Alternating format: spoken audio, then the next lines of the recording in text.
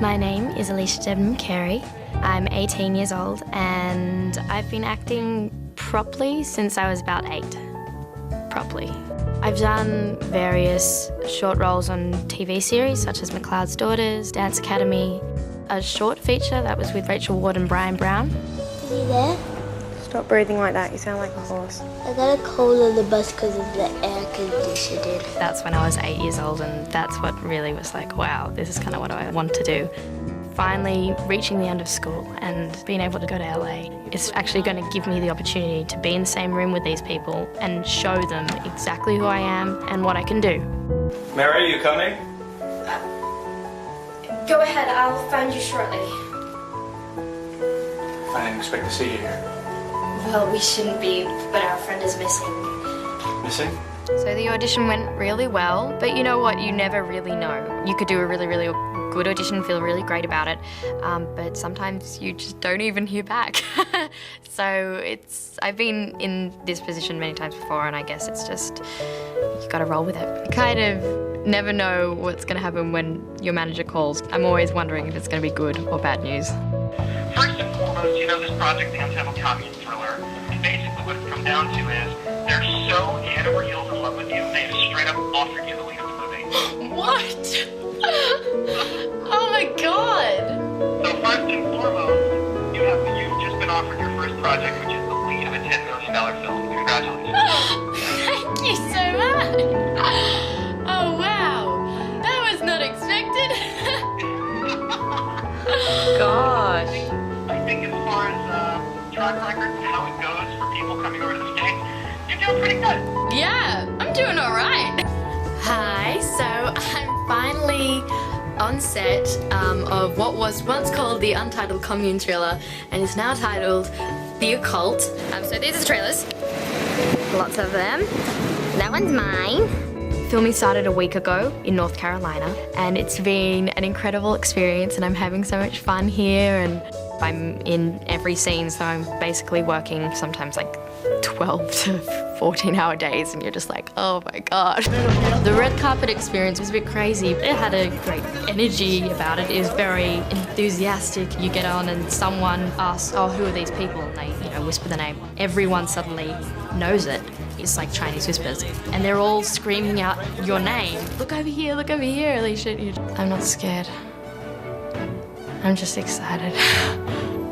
Yeah, I'm happy doing what I want to do. Really happy.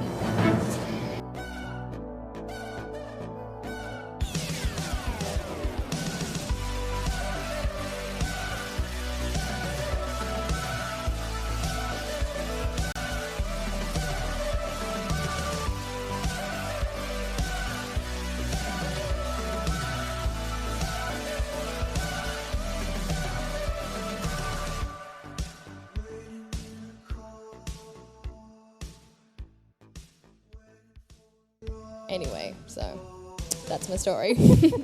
Kind of just was like, oh, it's a job, thank God someone wants to employ me. And I think it'll be a real surge of desire for everyone to come back together. Thank you very much. Yeah, thank you. A surge of desire? What is that? I don't know. I'm not that good. I went in reading as Donnie. It was a horror film called Where the Devil Hides, which I don't know where it is. I don't know what happened to it. That's really good. That's what she does. Yeah. And they were all just like, wait, what? What? And I had to go in and ADR it because they were like, that was very... That didn't make sense. Alicia's got a new friend. Oh my god! Whoa! Way too keen.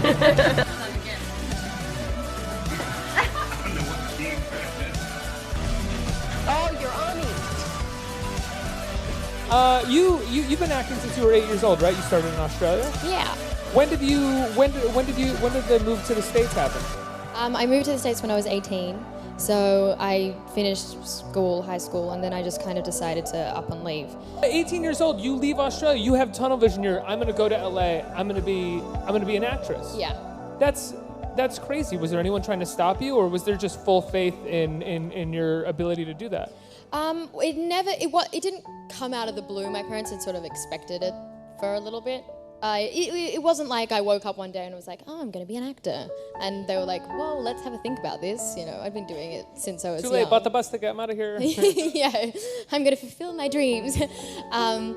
But they were supportive. But it's not something I enjoy doing, like, oh, I'm going to watch myself now. You don't become a walker until it's too late. Yes. And let's hope that doesn't happen to me too soon, because then I would be dead on the show. What was the first horror movie that you remember giving you a kind of horrific anxiety? Oh, I remember. I was 11, and I was like going to a sleepover with like the kind of, you know, the popular girl at school, and I was like, oh my God, like I'm going, and we were gonna watch a scary movie, and in my head I was like, yeah, we're gonna watch Jaws, and instead we watched Chainsaw Massacre. And the like first one? Yeah, like the first one. And I was the like, original from the 70s? No, Oh, okay. the new one. So it's like all kind of gore that you could post, like fingernails, like ripping from people. Like, oh God. And I remember I was kind of fine about it, and then my mum picked me up, and she was just like, what? They let you watch that? And like, it suddenly came crashing down on me that I was like I was ruined and I'd never sleep again. And I became traumatized for like a year. And I remember not being able to like watch any horror films since then. And I was like the lame kid in like year 7, like 13, that would go to like a scary movie sleepover and like sit in the other room because I could not do it. Oh, those kids were the worst. I was that kid. You were the worst. I was the worst kid. But like I could not sleep. It was like, that's like, it severely scarred me, and now I'm on Fear the Walking Dead. Are you a fan of the original series? When I got the gig, I started watching it, and then I became completely obsessed with it. And I did like all 5 seasons in like 3 weeks or so. What kind of music do you like? So I really like a lot of music. My dad was a musician, so I grew up with a lot of different kind of music. But my kind of style is, I love old blues and R&B and jazz. Like I love Etta James and Aretha Franklin and Marvin Gaye and like that's kind of my style. That's what I love. I love my favorite bands like Steely Dan, which no one in here. I studied classical percussion for about 10 years, and then and jazz drum kit. So that was my kind of world. Friends is probably one of my all-time favorites. My favorite movie is Pulp Fiction. I love it. My favorite part is the Uma Thurman diner sequence, just when she's going through the Fantastic Five, and I think that's just such a great movie. And the blueberry pancakes, that whole little section. Such a great movie. The cheeseburgers, all of it. Avocado and side of spinach and mushrooms. I like breakfast a lot. Here I am, waiting for a cab, waiting for a cab, waiting for a cab. Here is Mom, she's reading a map, she's reading a map. Don't you wish your girlfriend was wrong like me? I'm like all this type of voice.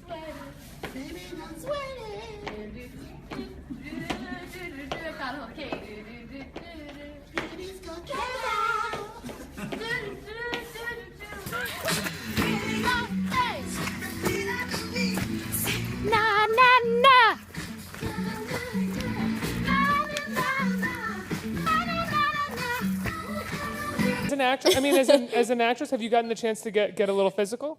Yes. Is that fun? Yeah, I love doing stunts. I bruise really easily though, so it looks like I've always been in. Pulling makeup artists over all the time. You're like, gotta take care of me. Yeah, like I there was one thing where I was doing a stunt and I just got bruised all over my legs, and I had the producer come up and be like, "Is everything okay? Like, are you?" And I was like, "No, it just looks really bad, but I'm fine." Did any of your fight training from that show help out with fear? Surprisingly, yes, it has. But I feel like I did so much fight training on the 100. Yeah. So when I came to this and I You was had to fight like, Zach McGowan. yes, who is like makes me look so much better than I am. But like when I got to fear and they were like, oh, so we just need to show you like how to, you know, get a blade out. I was like, I got this. Don't worry. Do a knife trick, you want to see? I'm serious. Because I've been practicing. Let me see if I can do it though. Ready? Was that cool? Oh wait. That always happens under pressure. I'm getting better and better. Because this is my practice knife.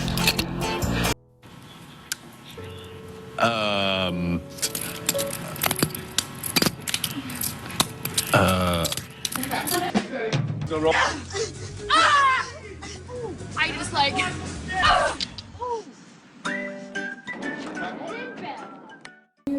For Russian friends? I will try my hardest. Say Yoha. Yoha? Wait, what am I saying? Yoha. Repeat again. Yoha? Всегда. What does it mean? What does it mean? It's mean Lexa forever. Some kind of. Oh, Lexa forever? Yoha? Yoha. Yoha? Всегда. Навсегда. Lexa. So sorry. What is it? Mi amo? No. My love? Sure. Ti amo. Mi amo. Amor. I think I was supposed to say S-O-A and error. That was bad. Okay. But it was like, that was a mistake, and I ended up saying, that's not my Oreo.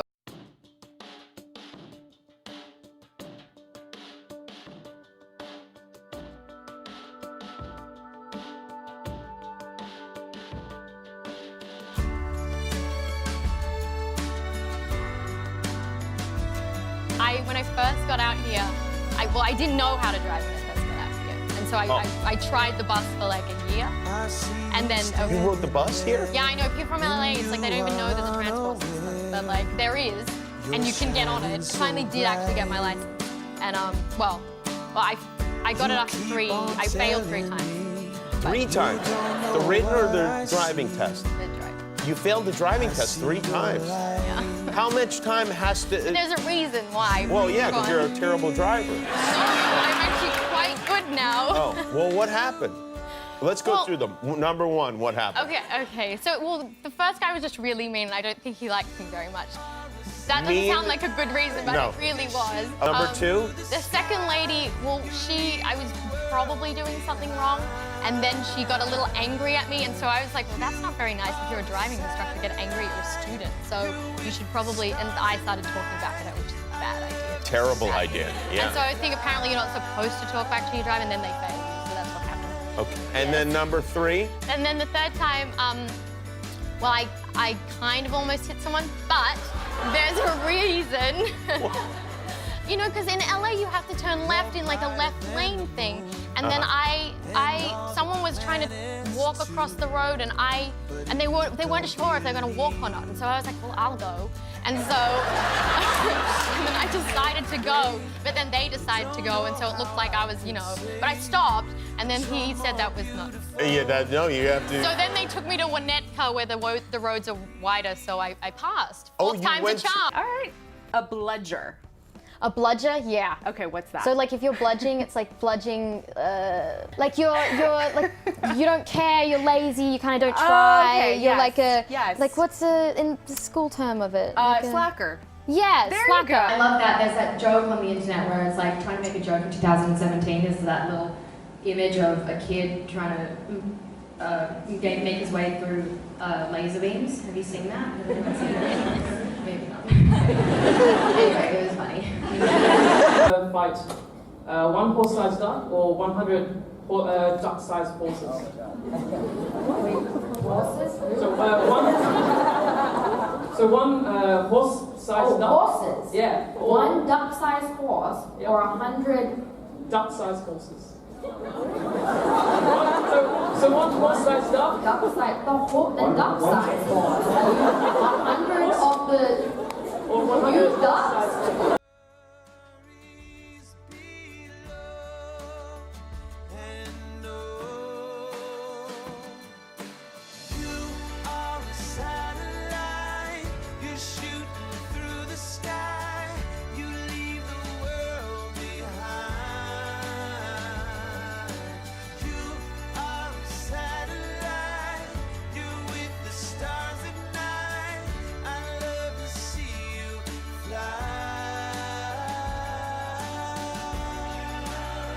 the clothes, whereas the 100, it's like, here's your warrior getup, and here's your weapons, and this is a horse that you're going to be riding.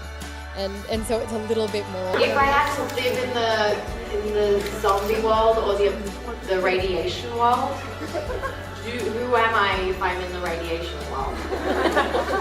Do I get be a grounder, or am I like, am I Alexa? If I'm Alexa, then yeah, I think that. Maybe the zombies only because you still have access to normal things. Like regular clothes. Like if I was in the 100 world and they were like, so you need to make a fire, I'd be like, fuck. I don't know how to do that, so ride this horse. No. You're Heather, you don't need to make But that's true, if I'm Lexa, I can do it. And do you find yourself now entertaining your own fantasies about what you would do in a zombie apocalypse? I mean, in saying that, I just think I'd probably freak out and run. So if there are any teenagers out there walking into a zombie apocalypse, what would be your #1 advice? Probably don't reach out to random boys over the radio. That's probably my #1. My question is, what is your favorite and what is the funniest moment you had on set of the movie? So there was the scene where Eliza and I finally and the crew decided as a joke that it would be really funny because we couldn't hold back the and the first time we were having a go at it, we were really serious. We were like, no, we just got to get it out, just do it, it's fine, like stop laughing. And as soon as we walked onto the set, they started playing Marvin Gaye's Let's Get It On. We just, I couldn't stop laughing. I was on the ground. I was like, no, don't. It's too hard. It's just going to take all day. So yeah, that was probably definitely a strong memory in my mind. Hi, there are so many of you. This is incredible.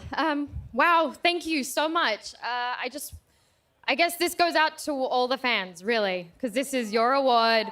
You did this. This is everything you guys worked for. So thank you. It's amazing to see that a character like this impacted you guys so much. It's very humbling. And the embrace you showed for what Lexa is and who she is says a lot about the fandom itself, and that's incredible. I just want to say thanks to Jason Rothenberg and the writers of the 100, because without them, we actually couldn't have Lexa.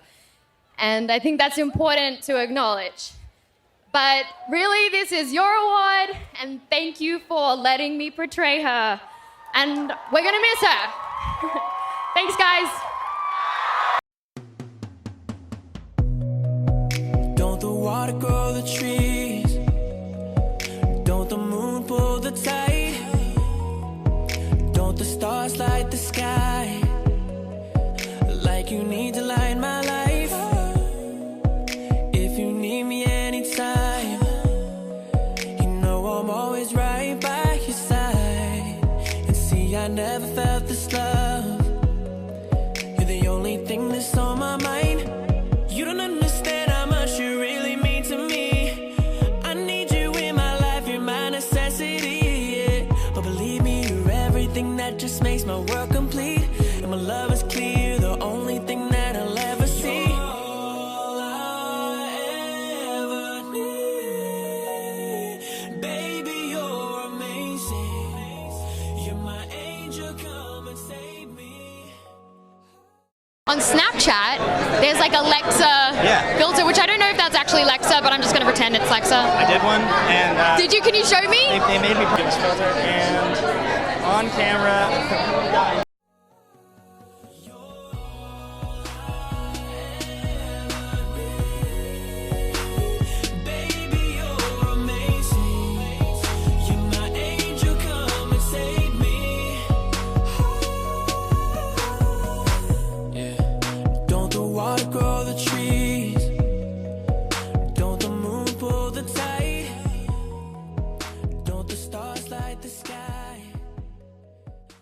Finally, you know, we miss Lexa. Tell us about how hard it was to say goodbye to that character. It was really hard. I emailed Jason on the night that the episode was going to air, and I was saying I've just got so many mixed feelings, and it's a character that I just adore, and I feel so lucky to have been able to portray. She's so... it was a true collaboration from every point on that show. And the reaction was a lot greater than I expected. And the passion is amazing to see, but I just hope people know that it never came from a negative place from the writers or from the set. It was always love and nurture for the people involved in that show. You won Best Guest Star of the Year. Did I?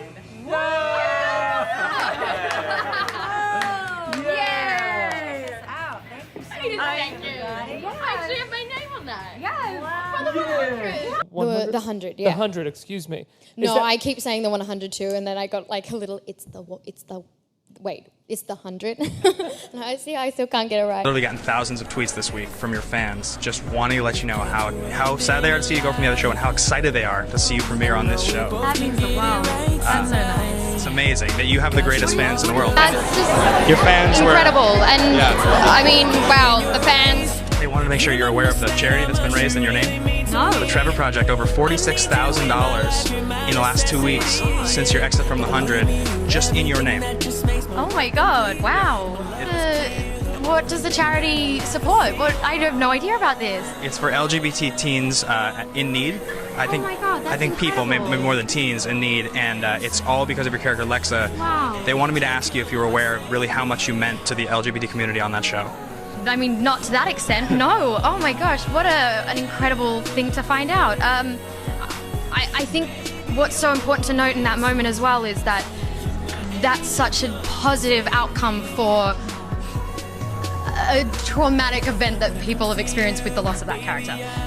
Traumatic maybe is too strong a word, but... It's traumatic to them, definitely. But yeah, I know there's been a lot of negativity thrown around in some way, but that's what's so important, to find like a social issue and to have momentum for it and to develop it in a really positive way, and that's so exciting. Oh my God, I'm so moved by that. It's been amazing to see. Wow. Thank you so much from them, from me, and congratulations Oh my on the God, show. no, thanks to you guys. That's what makes all this possible. Like, it's you guys, and it's just the most important thing is just for it to be a positive thing. I think it's important for me to note as well that none of the decisions made by the writers, Jason, the cast and crew ever came out of like negativity. It was all love based. I know social issues obviously were maybe dealt with insensitively, but it was never intended. Haley Fest, the charity in Lexa's name had raised $46,000. Now I do know that, $85,000. Close to 110 as of this moment. Oh my God. Yeah, today we were going crazy and they raised almost $30,000 today for you. Why today? They were excited. I told them I was going to talk to you on the carpet. But my mom did give me like a little bit of research before. She likes to give out emails before I do anything. What did she tell you? Well, she actually emailed me. She was like, just in case you don't know who Jimmy Kimmel is, like, this is some links. And I was like, thanks, Mom, I know who Jimmy Kimmel is. So it's kind of a... That's got my nice. back. Is that helpful, or do you find that annoying? No, I love it. I love it. I mean, Maya and I, we met when we were 11. Maya, Mani, and I don't know if some of you maybe know who Mani is, but we met when we did oral audition for a TV show back home in Australia, and we flew up to Brisbane for a couple of days to test for it. And Maya and I were auditioning for separate parts, and she got the role, and I didn't get the role. And, and she, our mothers sort of became friends, and then we lived in separate cities, so they kind of kept in contact for a little bit, but then we lost contact. And then when I came out to LA for the first year, I was staying, when I first arrived, at this hotel, and she happened to be staying at the same hotel. And so one day I got a knock on my door, and suddenly it was like, oh my gosh, it's Maya Mitchell, but 7 years later. And we, got along so well, and then we just decided that was that, we'd just be friends, yeah. I've seen Eliza Taylor. Oh yes, who says that experience made you guys like besties? yeah, oh, we're like super close. I'm trying to see her in the madness of my LA trip, but yeah, no, she's great. I worked with her the most out of everyone on the show, so we definitely got close. Did you guys know each other back in Australia? No, never. We never met. So it was nice when I finally got on the 100. I was like, fellow Australian. If you ship Lexa as much much as Eliza does. If I should, as much as she does, because Eliza is very... Oh, yeah. Alexa and Clark, I mean, yeah, that makes so much sense. Does Eliza strip it a lot? Yeah. Like, very good. I mean, of course... I think each role is quite different. I think I prepare for them differently.